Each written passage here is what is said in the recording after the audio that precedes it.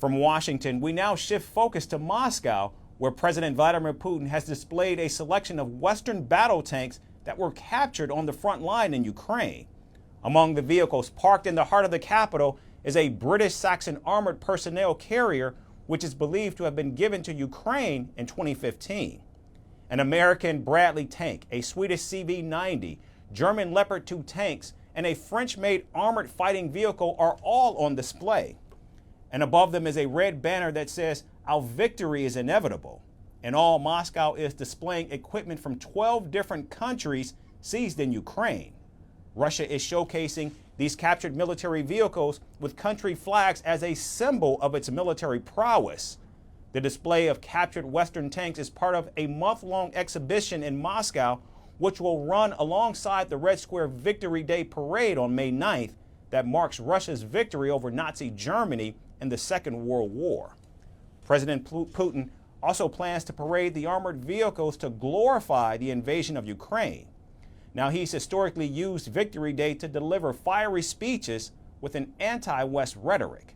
In fact, last year, he used the Victory Day speech to slam what he calls the Western global elites and said that civilization was at a decisive turning point. He's also positioned Russia's actions in Ukraine as part of a historical battle against fascism. Now, Ukraine has called Russia's display of captured tanks an abuse of its shared history to justify Putin's aggression. But it's not just Ukraine that has faced losses in terms of heavy artillery and battle tanks. Russian armory has also suffered significant damage. In fact, over 3,000 Russian tanks have been damaged or destroyed in over 2 years of war. But obviously, that's not on display. In fact, to make up for the shortfall now, the Russian army has been resupplying the front line from its strategic reserves of armor.